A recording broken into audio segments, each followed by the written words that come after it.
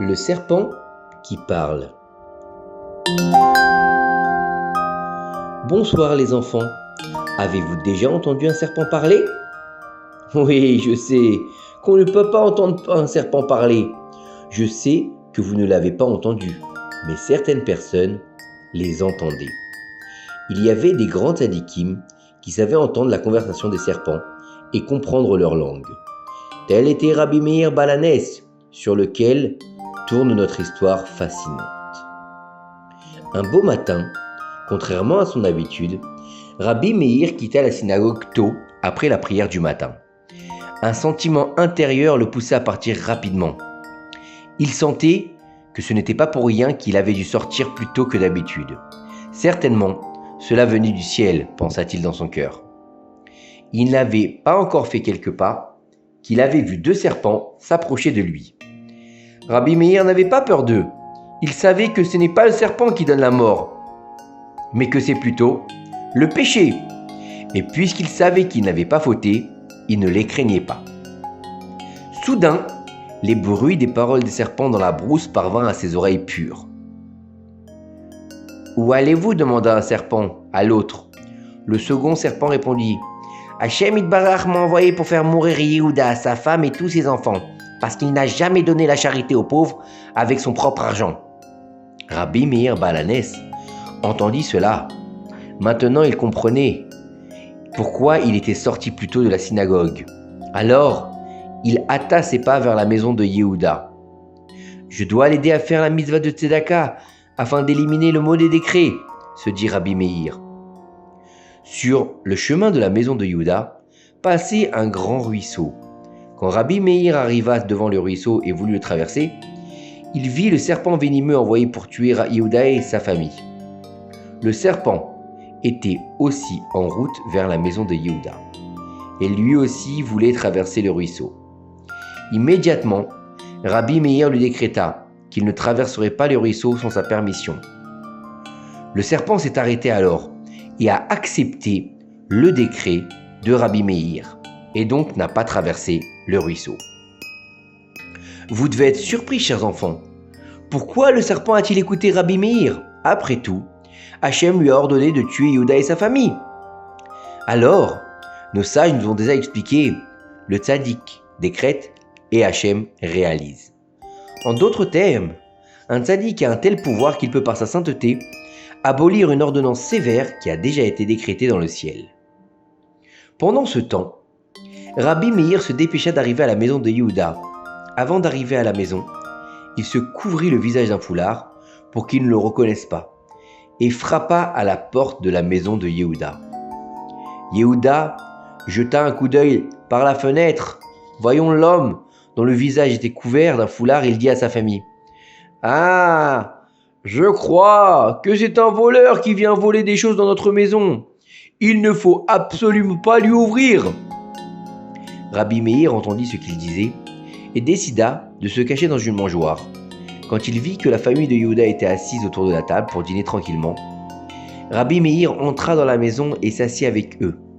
Les fils de Yehuda, qui étaient également réticents à faire la mitzvah de Tzedaka, étaient en colère contre lui et voulaient l'expulser de leur maison. Alors, Rabbi Meir leur a dit « Je ne bougerai pas d'ici avant de manger avec vous et de satisfaire ma faim. » Quand les fils de Yehuda virent cela, ils le laissèrent rester et lui donnèrent à manger et à boire pour apaiser son âme. Quand le repas fut terminé, Rabbi Meir prit une miche de pain sur la table et dit à Yehuda « Prends cette miche de pain et dis « C'est pour la charité. » Ainsi, Rabbi Meir voulait amener Yehuda à faire la mitzvah de la tzedaka parfaitement. Mais Yehuda, qui n'avait pas reconnu Rabbi Meir, répondit avec colère « N'est-ce pas assez que tu aies mangé avec nous pour rassasier ton âme? Tu désires encore prendre à manger de ma table ?» Au lieu de lui répondre, Rabbi Meir éteignit la bougie de la maison et ôta le voile qui couvrait son visage pur. Son visage emplit la maison d'une lumière précieuse. Alors, les habitants de la maison, qui sur le coup comprirent qui était cet invité, tremblèrent au plus profond de leur âme et décidèrent de l'écouter. Yehuda prit immédiatement le pain sur la table et dit à Rabbi Meir Je suis donné pour la charité. Et il le mit dans les mains de Rabbi Meir. Rabbi Meir se tourna vers Yehuda et lui ordonna: Je vous ordonne d'envoyer votre femme dormir ce soir dans la maison de vos parents et d'envoyer vos enfants dans une autre maison. Yehuda ne comprenait pas le sens à cela, mais il ne posa pas de questions. Il envoya rapidement sa femme et ses enfants dormir dans d'autres maisons. Au bout de 2 heures après la tombée de la nuit, Rabbi Meir donna la permission au serpent de traverser enfin le ruisseau. Lorsque Rabbi Meir quitta la maison de Yehuda, il vit le serpent debout sur le seuil de la porte et demanda à entrer. « Que faites-vous ici? Pourquoi êtes-vous venu ?» demanda Rabbi Meir au serpent. « Hashem Yitbarach m'a ordonné de tuer Yehuda et sa famille, » répondit le serpent, comme Rabbi Meir le savait déjà. « Pourquoi ?»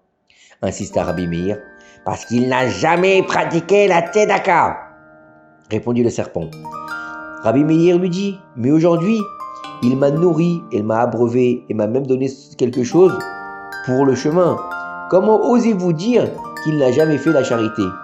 Auparavant, c'est vrai, mais maintenant, il l'a fait. Sortez d'ici, serpent, et ne revenez pas d'ici. Vous n'avez pas le droit de nuire aux membres de la famille. » Le serpent sortit de la maison de Yehuda et Rabbi Meir lui ferma la porte. Rabbi Meir avertit Yehuda en lui disant: « Vous ne devez en aucun cas ouvrir la porte jusqu'à la lumière du matin. » Jusqu'avant que le soleil se lève et que le jour n'apparaisse, le serpent imita la voix de la femme de Yehuda. « Ouvre, je t'en prie, mon cher mari, parce que j'ai froid dehors. » Yehuda fut presque tenté d'ouvrir la porte à sa femme qui attendait dehors, mais Rabbi Meir lui dit: « N'ouvre d'aucune façon, ce n'est pas ta femme. » Après quelques minutes, le serpent revint, imitant la voix de son fils aîné. « Cher père, ouvre-moi la porte, car je crains les bêtes sauvages. » Une fois de plus, la miséricorde de Yehuda s'alluma et il alla vers la porte de la maison. Mais encore une fois, Rabbi Meir l'avertit de ne pas toucher à la porte de la maison pour l'ouvrir. Le serpent vint alors une 3e fois, il imitait la voix des enfants de Yehuda, le suppliant de leur ouvrir la porte. Même maintenant, Yehuda était sûr que ses enfants attendaient vraiment dehors dans le froid et souffraient pour eux. Il est allé vers la porte d'entrée, mais Rabbi Meir lui a encore dit: « Allez vous arranger sur votre lit et vous reposer, ce ne sont pas vos enfants. » Quand le serpent a vu que ses manigances n'aboutissaient pas et que Rabbi Meir gardait Yehuda pour qu'il n'ouvre pas la porte, il a réalisé qu'il ne réussirait pas dans sa mission. Il est tombé au sol et a dit: « Oh, malheur à ce qui est décrété dans les cieux et qui est annulé dans ce monde-ci. » En d'autres termes, dans les mondes supérieurs, le Saint béni soit-il avait décrété la mort pour Yehuda et sa famille, mais les justes qui sont en bas dans ce monde inférieur et matériel ont révoqué le décret par leur puissance de leur sainteté. Le serpent prononça ces paroles, tomba à terre et mourut.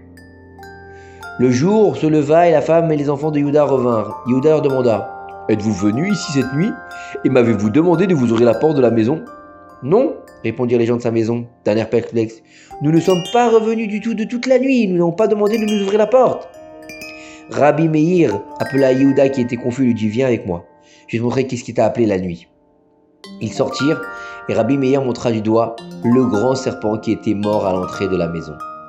Yehuda regarda le serpent venimeux, horrifié, et commença à remercier Hachem de l'avoir sauvé de cette terrible mort. Il n'oublia pas non plus de remercier Rabbi Meir qui avait été l'émissaire pour annuler le décret terrible sur sa maison. « À partir de ce jour, je promets de me repentir pleinement et d'ouvrir ma maison à tous les pauvres qui le demandent, » a promis Yehuda avec enthousiasme. Chers enfants, voyez combien est grande la force des tzadikim, à qui nous devons toujours prendre soin d'obéir, et combien grande est la puissance de la mitzvah de tzedaka qui peut sauver, même de la mort. Chaque fois que vous en avez l'occasion, faites la tzedaka, pas seulement avec de l'argent, car vous pouvez aussi faire la tzedaka en aidant des amis ou en aidant ceux qui ont besoin. Rappelez-vous ce que disent nos chachamim, la tzedaka est tellement grande qu'elle rapproche la Géoula, en espérant qu'elle arrive très bientôt. À bientôt les enfants.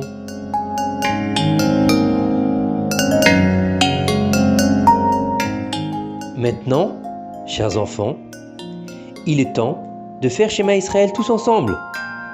Shema Israël, Adonai Eloheinu, Adonai Echad. Bonne nuit.